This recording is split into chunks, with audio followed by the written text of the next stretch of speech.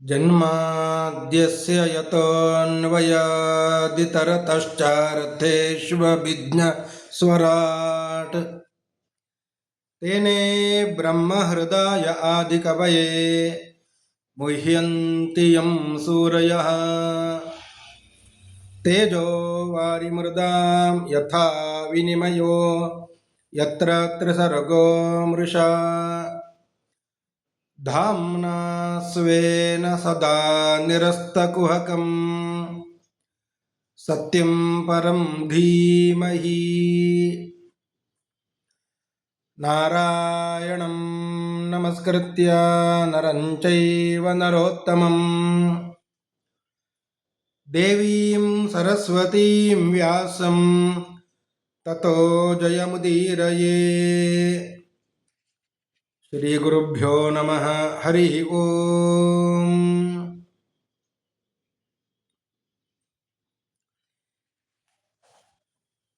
ಭೂಗೋಳದ ವರ್ಣನೆಯನ್ನ ಮಾಡುತ್ತಾ ಇದ್ದಾರೆ.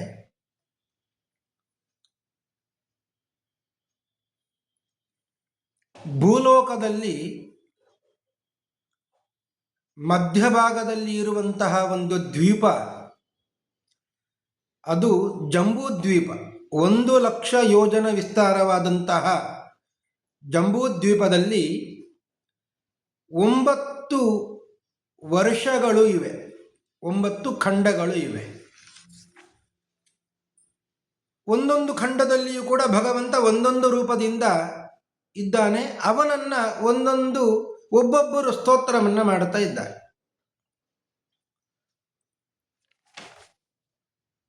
ಇಳಾವೃತ ಖಂಡದಲ್ಲಿ ರುದ್ರದೇವರು ಸಂಕರ್ಷಣ ರೂಪಿ ಭಗವಂತನನ್ನ ಸ್ತೋತ್ರ ಮಾಡ್ತಾ ಇದ್ದಾರೆ. ಭದ್ರಾಶ್ವ ಖಂಡದಲ್ಲಿ ಭದ್ರಶ್ರವ ಹಯಗ್ರೀವ ರೂಪಿ ಭಗವಂತನನ್ನ ಸ್ತೋತ್ರ ಮಾಡ್ತಾ ಇದ್ದಾನೆ. ಹರಿವರ್ಷ ಖಂಡದಲ್ಲಿ ಪ್ರಹ್ಲಾದರಾದರು ನರಸಿಂಹದೇವರನ್ನ ಸ್ತೋತ್ರ ಮಾಡುತ್ತಾ ಇದ್ದಾರೆ.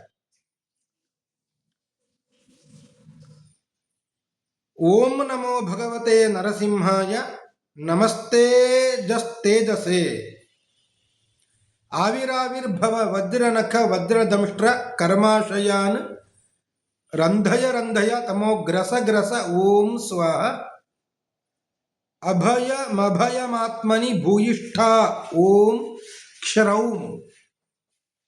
ಈ ಮಂತ್ರವನ್ನು ಹೇಳಿಕೊಂಡು ಹರಿವರ್ಷ ಖಂಡದಲ್ಲಿ ಪ್ರಹ್ಲಾದರಾದರು ನರಸಿಂಹದೇವರನ್ನ ಸ್ತೋತ್ರ ಮಾಡುತ್ತಾ ಇದ್ದಾರೆ. ಕೇತುಮಾಲ ಖಂಡದಲ್ಲಿ ಪ್ರದ್ಯುಮ್ನ ರೂಪಿ ಭಗವಂತನನ್ನ ಲಕ್ಷ್ಮೀದೇವಿ ಸ್ತೋತ್ರ ಮಾಡುತ್ತಾ ಇದ್ದಾಳೆ. ಓಂ ಹ್ರಾಂ ಹ್ರೀಂ ಹ್ರೂಂ ಓಂ ನಮೋ ಭಗವತೆ ಋಷಿಕೇಶಾಯ ಸರ್ವಗುಣ ವಿಶೇಷೈಃ ವಿಲಕ್ಷಿತಾತ್ಮನೆ ಆಕೂತೀನಾಂ ಚಿತ್ತೀನಾಂ ಚೇತಸಾಂ ವಿಶೇಷಾಣಾಂ ಚಾಧಿಪತಯೇ ಷೋಡಶ ಕಲಾಯ ಛಂದೋಮಯಾಯ ಅನ್ನಮಯಾಯ ಅಮೃತಮಯಾಯ ಸರ್ವಮಯಾಯ ಸಹಸೇ ಓಜಸೇ ಬಲಾಯ ಕಾಂತಾಯ ಕಾಮಾಯ ನಮಸ್ತೆ ಉಭಯತ್ರ ಭೂಯಾತ್. ಈ ಮಂತ್ರವನ್ನು ಹೇಳಿಕೊಂಡು ಲಕ್ಷ್ಮೀದೇವಿ ಪ್ರದ್ಯುಮ್ನ ರೂಪಿ ಭಗವಂತನನ್ನ ಸ್ತೋತ್ರ ಮಾಡುತ್ತಾ ಇದ್ದಾರೆ. ಇನ್ನೊಂದು ರಮ್ಯಕ ವರ್ಷ. ಈ ರಮ್ಯಕ ವರ್ಷದಲ್ಲಿ ಮತ್ಸ್ಯರೂಪಿ ಭಗವಂತನನ್ನ ಮನು ಸ್ತೋತ್ರ ಮಾಡುತ್ತಾ ಇದ್ದಾನೆ. ಓಂ ನಮೋ ಭಗವತೆ ಮುಖ್ಯತಮಾಯ ನಮಃ ಸತ್ವಾಯ ಪ್ರಾಣಾಯ ಓಜಸೇ ಸಹಸೇ ಬಲಾಯ ಮಹಾಮತ್ಸ್ಯಾಯ ನಮಃ. ಈ ಮಂತ್ರವನ್ನು ಹೇಳಿಕೊಂಡು ಮತ್ಸ್ಯರೂಪಿ ಭಗವಂತನನ್ನ ಮನುಸ್ತೋತ್ರ ಮಾಡುತ್ತಾ ಇದ್ದಾರೆ. ಹಿರಣ್ಮಯ ವರ್ಷ. ಹಿರಣ್ಮಯ ವರ್ಷದಲ್ಲಿ ಕೂರ್ಮರೂಪಿ ಭಗವಂತನನ್ನ ಅರಿಯಮ ಅಂದರೆ ಸೂರ್ಯ ಸ್ತೋತ್ರ ಮಾಡುತ್ತಾ ಇದ್ದಾನೆ. ಓಂ ನಮೋ ಭಗವತೆ ಅಕೂಪಾರಾಯ ಸರ್ವಸತ್ವ ಗುಣ ವಿಶೇಷಣಾಯ ಅನುಪಲಕ್ಷಿತ ಸ್ಥಾನಾಯ ನಮೋ ವರ್ಷಮಣೆ ನಮೋ ಭೂಮ್ನೆ ನಮೋ ನಮೋವಸ್ಥಾನಾಯ ನಮಸ್ತೆ. ಈ ಮಂತ್ರವನ್ನು ಹೇಳಿಕೊಂಡು ಆ ಸೂರ್ಯ ಕೂರ್ಮರೂಪಿ ಭಗವಂತನನ್ನು ಸ್ತೋತ್ರ ಮಾಡ್ತಾ ಇದ್ದ. ಉತ್ತರ ಕುರು ವರ್ಷದಲ್ಲಿ ಭೂದೇವಿ ಯಜ್ಞವರಾಹ ಭಗವಂತನನ್ನ ಸ್ತೋತ್ರ ಮಾಡ್ತಾ ಇದ್ದಾಳೆ ಅಂತ. ಓಂ ನಮೋ ಭಗವತೆ ಮಂತ್ರ ತತ್ವಲಿಂಗಾಯ ಯಜ್ಞಕ್ರತವೇ ಮಹಾಧ್ವರ ವಯವಾಯ ಮಹಾಪುರುಷಾಯ ನಮಃ ಕರ್ಮ ಶುಕ್ಲಾಯ ತ್ರಿಯುಗಾಯ ನಮಸ್ತೆ. ಹೀಗೆ ಯಜ್ಞವರಾಹನನ್ನ ಭೂದೇವಿ ಸ್ತೋತ್ರ ಮಾಡ್ತಾ ಇದ್ದ. ಕಿಂಪುರುಷ ವರ್ಷದಲ್ಲಿ ಹನುಮಂತ ದೇವರು ರಾಮದೇವರನ್ನ ಸ್ತೋತ್ರ ಮಾಡ್ತಾ ಇದ್ದಾರಂತೆ. ಓಂ ನಮೋ ಭಗವತೆ ಉತ್ತಮ ಶ್ಲೋಕಾಯ ನಮ ಆರ್ಯಲಕ್ಷಣ ಶೀಲವ್ರತಾಯ ನಮ ಉಪಶಿಕ್ಷಿತಾತ್ಮನ ಉಪಾಸಿತ ಲೋಕಾಯ ನಮಃ ಸಾಧುವಾದ ನಿಕಷಣಾಯ ನಮೋ ಬ್ರಹ್ಮಣ್ಯ ದೇವಾಯ ಮಹಾಪುರುಷಾಯ ಮಹಾರಾಜಾಯ ನಮಃ. ಇದು ರಾಮದೇವರನ್ನ ಹನುಮಂತ ದೇವರು ಕಿಂಪುರುಷ ಖಂಡದಲ್ಲಿ ಸ್ತೋತ್ರ ಮಾಡುವಂಥದ್ದು. ರಾಮದೇವರನ್ನ ಹೊಗಳುತ್ತಾ ಇದ್ದಾರೆ ಹನುಮಂತ ದೇವರು. ನೀನು ಸಕಲ ಗುಣ ಪರಿಪೂರ್ಣನಾದವ, ಸರ್ವಜ್ಞನಾದವ. ನೀನು ಮನುಷ್ಯನಾಗಿ ಅರ್ಥಾತ್ ರಾಮನಾಗಿ ಅವತಾರ ಮಾಡಿದ್ದೀಯಲ್ಲ, ಇದು ಯಾಕೆ ಬೇಕಿತ್ತು? ಕೇವಲ ರಾಕ್ಷಸರ ಸಂಹಾರಕ್ಕಾಗಿ ಮಾತ್ರ ಬಂದಿದ್ದೀಯ ನೀನು? ಅಲ್ಲಿ ಕೂತ್ಕೊಂಡೇ ಮಾಡಬಹುದಿತ್ತಲ್ಲವೇ? ಮನುಷ್ಯನಾಗಿ ರಾಮನಾಗಿ ಅವತಾರ ಮಾಡಬೇಕಿತ್ತ? ಹಾಗಾದರೆ ಕೇವಲ ರಾಕ್ಷಸರ ವಧೆಗಾಗಿ ಅಲ್ಲ ನೀನು ಅವತಾರ ಮಾಡಿದ್ದು. ಮತ್ತೆ ಯಾಕೆ? ಮನುಷ್ಯನಾಗಿ ಅವತಾರ ಮಾಡಿರುವ ದೊಡ್ಡ ಒಂದು ಉಪಕಾರ ನೀನು ಏನು ಅಂದರೆ ಮರ್ತ್ಯ ಶಿಕ್ಷಣಂ. ಮನುಷ್ಯರು ಹೇಗೆ ಜೀವನ ಮಾಡಬೇಕು, ಈ ಶಿಕ್ಷಣವನ್ನು ಕೊಡುವ ಸಲುವಾಗಿ ನೀನು ಅವತಾರ ಮಾಡಿದ್ದಿ, ರಾಮನಾಗಿ ಬಂದಿದ್ದಿ. ಮರ್ತ್ಯಾವತಾರಸ್ತ್ವಿಹ ಮರ್ತ್ಯ ಶಿಕ್ಷಣಂ ರಕ್ಷೋವಧಾಯೈವ ನ ಕೇವಲಂ ವಿಭೋ ಕುತೋನ್ಯಥಾ ಸ್ಯಾದ್ರಮತಸ್ವ ಆತ್ಮನಃ ಸೀತಾಕೃತಾನಿ ವ್ಯಸನಾನೀಶ್ವರಸ್ಯ. ಮನುಷ್ಯನಾಗಿ ಬಂದು ಸೀತೆಯನ್ನು ಕಳ್ಕೊಂಡಿದ್ದಿ, ಕಳ್ಕೊಂಡ ಮೇಲೆ ಎಷ್ಟು ಒಂದು ದುಃಖವನ್ನ ಅನುಭವಿಸಿದ್ದಿ ನೀನು. ಇದೆಲ್ಲ ನೀನು ತೋರಿಸಬೇಕಿತ್ತ? ಸೀತಾ ವಿಯೋಗದಿಂದ ದುಃಖ ಆಯಿತು, ನಿನಗೆ ಆಗ್ತದ? ನಿನಗೆ ಸೀತಾ ವಿಯೋಗ ಆಗುತ್ತದ? ಲಕ್ಷ್ಮಿ ಮತ್ತು ನೀನು ಇಬ್ಬರು ಒಟ್ಟಿಗೆ ಇರುವವರು, ನಿಮಗೆ ವಿಯೋಗವೇ ಇಲ್ಲ, ಯಾವಾಗಲೂ ಒಟ್ಟಾಗಿ ಇರುವವರು. ಆದರೂ ಈ ಅವತಾರವನ್ನು ಮಾಡಿ ಬಂದ ಮೇಲೆ ನಿನ್ನ ಪತ್ನಿಯಾದ ಸೀತೆಯನ್ನ ರಾವಣ ಹೊತ್ತುಕೊಂಡು ಹೋದ. ಆಗ ಎಷ್ಟೆಲ್ಲ ದುಃಖ ಪಟ್ಟಿದ್ದಿ ನೀನು, ದುಃಖ ಪಡುವವರಂತೆ ನಟಿಸಿದ್ದಿ ನೀನು. ಯಾಕೆ ಬೇಕಿದೆಲ್ಲ? ಮರ್ತ್ಯಾವತಾರಸ್ತ್ವಿಹ ಮರ್ತ್ಯ ಶಿಕ್ಷಣಂ. ಹಾಗಾದರೆ ನೀನು ಮರ್ತ್ಯನಾಗಿ, ರಾಮನಾಗಿ, ಮನುಷ್ಯನಾಗಿ ಅವತಾರ ಮಾಡಿದ್ದು ಯಾಕೆ? ಅದು ಮನುಷ್ಯರಿಗೆ ಶಿಕ್ಷಣವನ್ನು ಕೊಡುವ ಸಲುವಾಗಿ. ರಾಜ್ಯ, ಸಂಪತ್ತು, ಆಡಳಿತ ಇದೆಲ್ಲ ಬರುತ್ತದೆ ಅಂದಾಗ ಹೇಗಿರಬೇಕು? ಅಧಿಕಾರ, ಸಂಪತ್ತು ಕೈ ತಪ್ಪಿ ಹೋದಾಗ ಹೇಗಿರಬೇಕು? ತಂದೆಯ ಮಾತನ್ನು ಯಾವ ರೀತಿಯಾಗಿ ಕೇಳಬೇಕು? ಪಿತೃವಾಕ್ಯ ಪರಿಪಾಲನೆಯನ್ನು ಹೇಗೆ ಮಾಡಬೇಕು? ರಾಜನಾದವನಿಗೆ ಅಪವಾದ ಬಂದರೆ ಯಾವ ರೀತಿಯಾಗಿ ನಡ್ಕೊಳ್ಳಬೇಕು?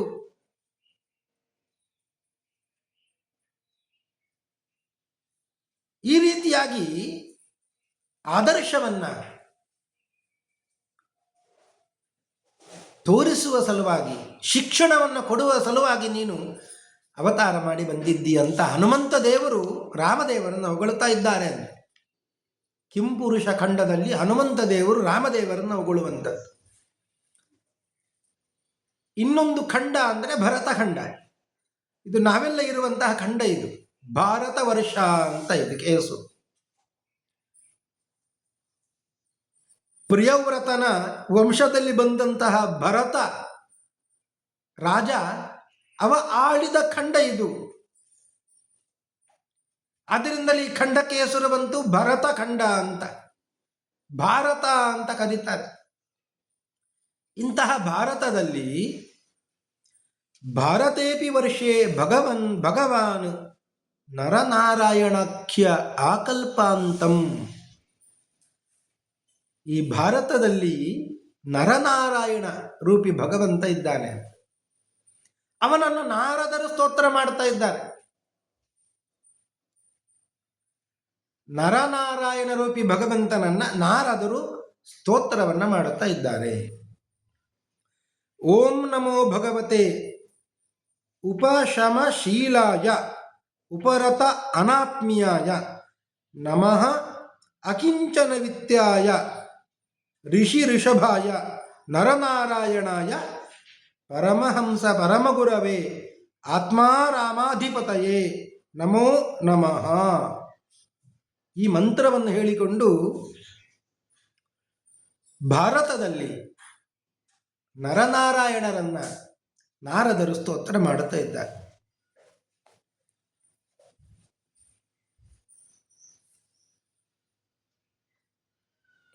ಈ 9 ಖಂಡದಲ್ಲಿಯೂ 9 ವರ್ಷಗಳಲ್ಲಿಯೂ ಕೂಡ ಈ ಕರ್ಮಭೂಮಿ ಅಂದರೆ ಅದು ಭಾರತ. ಒಳ್ಳೆಯ ಕೆಲಸ ಮಾಡಿದರೆ ಅಷ್ಟೇ ಪುಣ್ಯ ಇದೆ, ಕೆಟ್ಟ ಕೆಲಸ ಮಾಡಿದರೆ ಅಷ್ಟೇ ಪಾಪ ಇದೆ. ಅಂತಹ ಖಂಡ ಅದು ಭರತ ಖಂಡ. ಈ ಭಾರತದಲ್ಲಿ ಏನೆಲ್ಲ ಇವೆ, ಎಷ್ಟೆಲ್ಲ ಮರಗಳು ಪರ್ವತಗಳು ಇವೆ, ಇದೆಲ್ಲವನ್ನು ಕೂಡ ಹೇಳುತ್ತಾ ಇದ್ದಾರೆ. ಭಾರತೇಪಿ ಅಸ್ಮಿನ್ ವರ್ಷೆ ಸರಿಚ್ಛೈಲಾಹ ಸಂತಿ. ಬಹುಸಂಖ್ಯೆಯ ಪರ್ವತಗಳು ಅಂದರೆ ಬಹಳಷ್ಟು ಮರಗಳಿಂದ ಕೂಡಿದಂತಹ, ಔಷಧಿಗಳಿಂದ ವನಸ್ಪತಿಗಳಿಂದ ಕೂಡಿದಂತಹ ಪರ್ವತಗಳು ಇವೆ. ನದಿಗಳು ಕೂಡ ಇವೆ. ಈ ನದಿಗಳ ಪರ್ವತಗಳ ಹೆಸರನ್ನು ಕೇಳಿದ ಮಾತ್ರಕ್ಕೆ ಪಾಪ ಪರಿಹಾರ ಆಗ್ತದೆ ಅಂತ,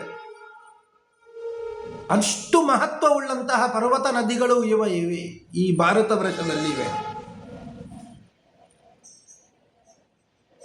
ಮಲಯೋ ಮಂಗಲಪ್ರಸ್ಥೋ ಮೈನಾಕಃ ತ್ರಿಕೂಟ ಋಷಭಃ ಕೂಟಕಃ ಕೌಲ್ಲಕಃ ಸಹ್ಯಃ ದೇವಗಿರಿಃ ಋಷ್ಯಮೂಕಃ ಶ್ರೀಶೈಲಃ ವೆಂಕಟ ಮಹೇಂದ್ರ ವಾರಿಧಾರ ವಿಂಧ್ಯ ಶುಕ್ತಿಮಾನ್ ಋಕ್ಷಗಿರಿ ಪಾರಿಯಾತ್ರ ದ್ರೋಣ ಚಿತ್ರಕೂಟ ಗೋವರ್ಧನ ರೈವತಕ ಕಕುಬ ನೀಲ ಗೋಕಾಮುಖ ಇಂದ್ರಕೀಲ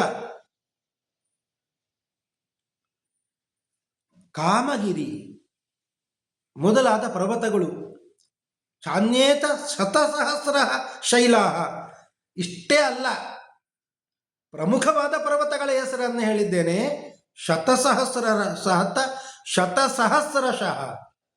100, ಇನ್ನೂ 100 ಅಲ್ಲ, ಸಾವಿರಗಳು. ಶತಸಹಸ್ರ ಶೈಲಾ, 100,000 ಪರ್ವತಗಳು ಇವೆ ಅಂತೆ. ಸಂತಿ ಅಸಂಖ್ಯಾತಃ. ಇವುಗಳ ನಾಮಸ್ಮರಣೆ ಪುನಂತೀನಾಂ ಆತ್ಮನ ಚೋಪಸ್ಪೃಶಂತಿ. ಈ ಪರ್ವತಗಳ ನದಿಗಳ ನಾಮಸ್ಮರಣೆ ಮಾಡಿದ್ರೆ ಸಾಕು ಅಂತೆ, ಎಲ್ಲ ಪಾಪ ಪರಿಹಾರವಾಗ್ತದೆ. ನದಿಗಳ ಹೆಸರನ್ನು ಹೇಳ್ತಾ ಇದ್ದಾರೆ. ಚಂದ್ರ ವಸ ತಾಮ್ರಪರ್ಣಿ ಅವಟೋದ ಕೃತಮಾಲ ವೈಹಾಯಸಿ ಕಾವೇರಿ ವೇಣಿ ಪಯಸ್ವಿನಿ, ಶರ್ಕರಾವರ್ತ, ತುಂಗಭದ್ರ, ಕೃಷ್ಣವೇಣಿ, ಭೀಮರಥಿ, ಗೋದಾವರಿ,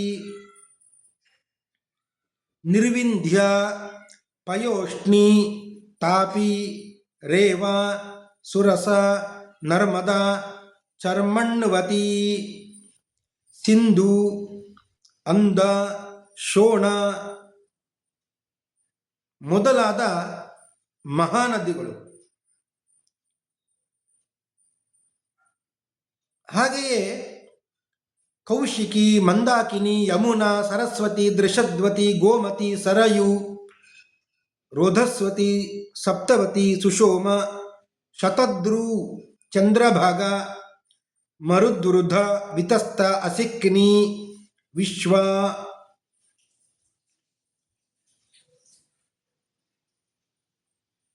ಇವುಗಳು ಮಹಾನದಿಗಳು.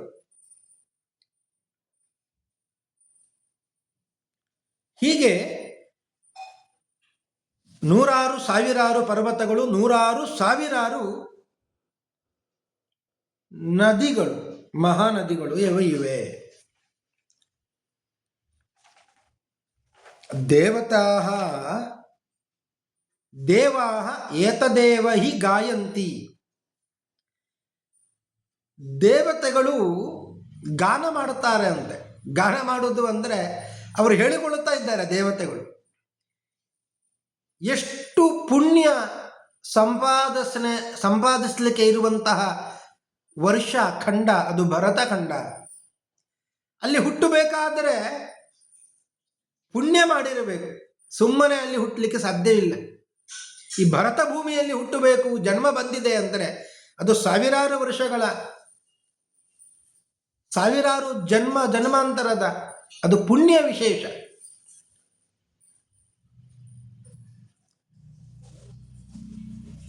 ದೇವತೆಗಳು ಹೇಳುತ್ತಾರೆ, ಅಹೋ ಅಮೀಶಾಂ ಕಿಮಕಾರಿ ಶೋಭನಂ ಪ್ರಸನ್ನ ಯೇಷಾಂ ಸ್ವಿದುತ ಸ್ವಯಂ ಹರಿಹಿ ಯೈರ್ಜನ್ಮ ಲಬ್ಧಂ ನೃಷು ಭಾರತಾಜಿರೇ ಮುಕುಂದ ಸೇವೋಪೈಕಂ ಸ್ಪೃಹ ಹೀನಃ. ಈ ಭಾರತ ವರ್ಷದಲ್ಲಿ ಭಗವಂತನ ಸೇವೆಗೆ ಜನ್ಮವನ್ನ ತಳೆದಂತಹ ಮನುಷ್ಯರು ಯಾವ ಪುಣ್ಯವನ್ನು ಮಾಡಿರುತ್ತಾರೋ, ಅಥವಾ ಭಗವಂತನೇ ಅವರ ಮೇಲೆ ಪ್ರಸನ್ನನಾಗಿರುತ್ತಾನೋ,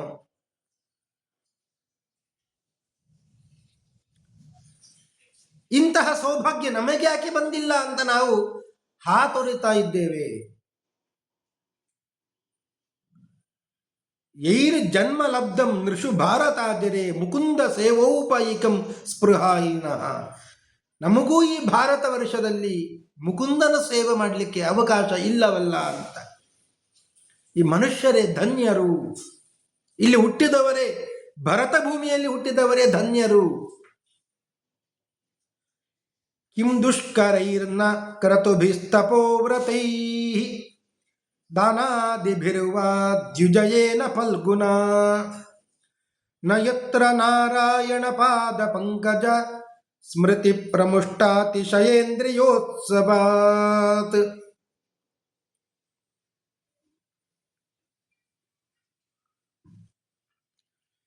ಬಹಳಷ್ಟು ತಪಸ್ಸು, ಬಹಳ ಕಷ್ಟವಾದಂತಹ ಯಜ್ಞಯಾಗಾದಿಗಳನ್ನೆಲ್ಲ ಮಾಡಿ ಹೋಗುವುದು ಎಲ್ಲಿಗೆ? ಸ್ವರ್ಗಕ್ಕೆ. ಸ್ವರ್ಗಕ್ಕೆ ಹೋದ ಮೇಲೆ ಏನು ಕಷ್ಟವೇ ಇಲ್ಲ, ಸುಖ ಸುಖ ಸುಖ. ಎಲ್ಲಿ ಭಗವಂತನ ಸ್ಮರಣೆ ಬರಬೇಕು?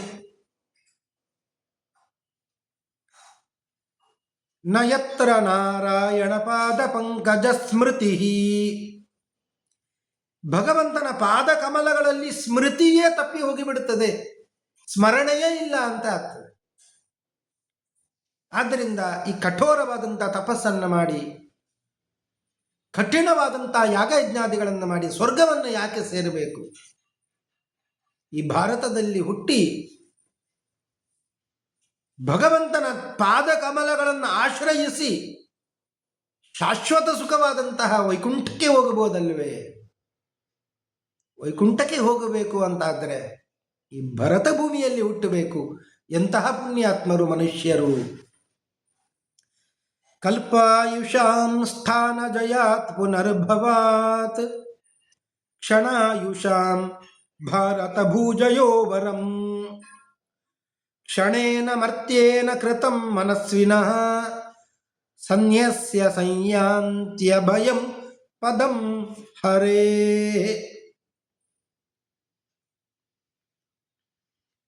ಕಲ್ಪಾಯುಷಾಂ, ಬೇರೆ ಎಲ್ಲ ಲೋಕದಲ್ಲಿ ಎಷ್ಟು ಆಯುಷ್ಯ ಇರುತ್ತದೆ?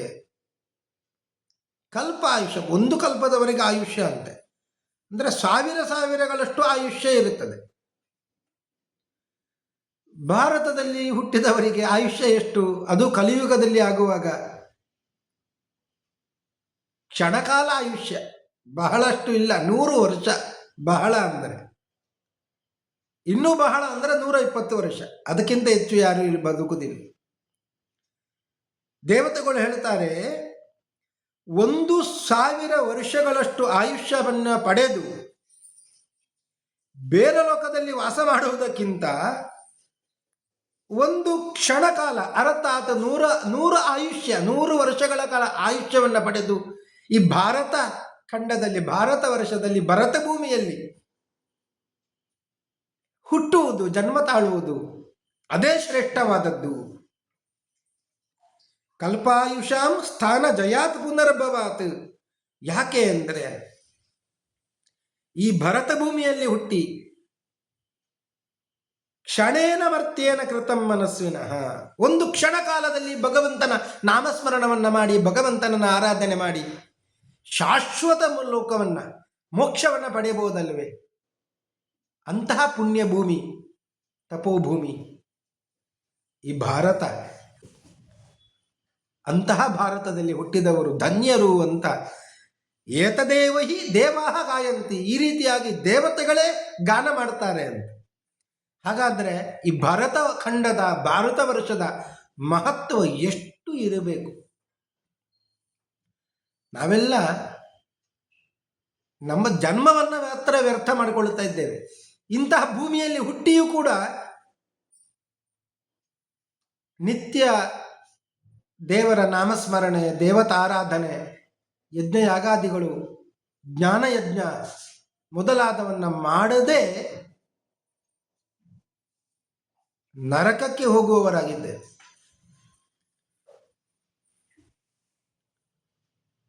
ಮನುಷ್ಯ ಜನ್ಮ, ಅದರಲ್ಲಿಯೂ ಭರತ ಭೂಮಿಯಲ್ಲಿ ಬಂದಿದೆ ಅಂದರೆ ಅದು ದೇವರ ಅನುಗ್ರಹ ಅಂತ ತಿಳಿದು ಮತ್ತೆ ದೇವರನ್ನು ಆರಾಧನೆ ಮಾಡಿ ಮೋಕ್ಷವನ್ನು ಹೊಂದುವ ಪ್ರಯತ್ನವನ್ನು ಪ್ರತಿಯೊಬ್ಬರೂ ಕೂಡ ಮಾಡಬೇಕು ಎಂಬುದಾಗಿ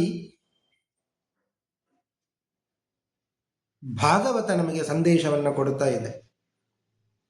ಶುಕಾಚಾರ್ಯರು ಹೇಳುತ್ತಾರೆ, ಜಂಬೂದ್ವೀಪದಲ್ಲಿ, ಈ ಭೂಮಿಯಲ್ಲಿ, ಭೂಲೋಕದಲ್ಲಿ ಮಧ್ಯದಲ್ಲಿ ಇರುವಂತಹ ಜಂಬೂದ್ವೀಪ, ಆ ಜಂಬೂದ್ವೀಪದಲ್ಲಿ 7 ಖಂಡಗಳು, ಆ 7 ಖಂಡಗಳಲ್ಲಿ ಮಧ್ಯದಲ್ಲಿ ಇರುವಂತಹ ಒಂದು ಖಂಡ ಅದು ಇಳಾವೃತ ಖಂಡ. ಇಳಾವೃತದಲ್ಲಿ ಮಧ್ಯದಲ್ಲಿ ಇರುವಂಥದ್ದೇ ಮೇರು ಪರ್ವತ. ಈ ರೀತಿಯಾಗಿ ಇದರ ವರ್ಣನೆಯನ್ನೆಲ್ಲ ಮಾಡಿದ್ರು. ಒಟ್ಟಾರೆಯಾಗಿ ಭೂಲೋಕದಲ್ಲಿ 7 ದ್ವೀಪಗಳು ಇವೆ ಅಂತ.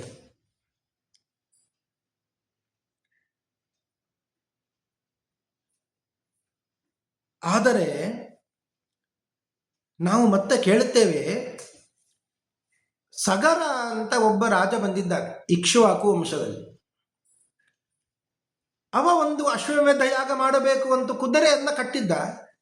ಆ ಕುದುರೆಯನ್ನ ಯಾರೋ ಅಪಹರಣ ಮಾಡಿಕೊಂಡು ಹೋಗಿದ್ದರು. ಅದನ್ನು ಹುಡುಕುವ ಸಲುವಾಗಿ ಸಗರನ 60,000 ಮಂದಿ ಪುತ್ರರು ಈ ಭೂಮಿಯನ್ನು ಅಗೆದು ಅಗೆದು ಅಗೆದು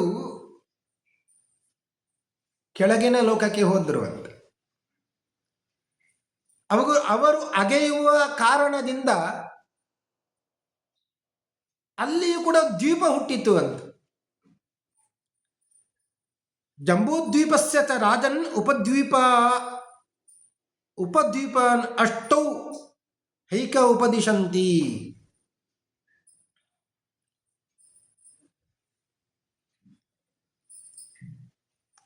ಎಂಟು ಉಪದ್ವೀಪಗಳು ಉಂಟಾದವು ಅಂತ. 8 ಉಪದ್ವೀಪಗಳು. ಇದು 7 ದ್ವೀಪ, ಅವರು ಅಗೆದದ್ದರಿಂದ 8 ಉಪದ್ವೀಪ. ಅಷ್ಟೌಹಿ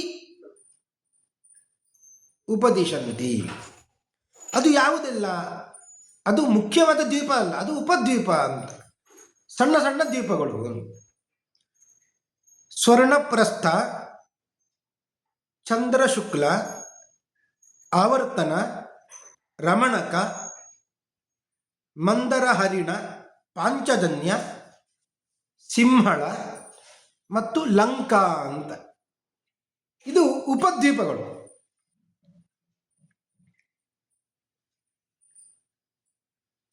ಹೀಗೆ ಪರೀಕ್ಷಿತ ರಾಜ ನಾನು ನನ್ನ ಗುರುಗಳ ಮುಖದಿಂದ ಕೇಳಿದಂತಹ ಜಂಬೂದ್ವೀಪದ ಈ 9 ವರ್ಷಗಳ ವರ್ಣನೆಯನ್ನು ನಿಮಗೆ ಮಾಡಿದ್ದೇನೆ. ಮುಂದೆ ದ್ವೀಪಗಳ ವರ್ಣನೆಯನ್ನು ಮಾಡುತ್ತೇನೆ ಅಂತ ಹೇಳಿದ್ರು ಎಂಬಲ್ಲಿಗೆ ಇವತ್ತಿನ ಉಪನ್ಯಾಸವನ್ನು ಮುಗಿಸ್ತಾ ಇದ್ದೇನೆ. ಶ್ರೀ ಕೃಷ್ಣಾರ್ಪಣಮಸ್ತು. ಹರಯೇ ನಮಃ.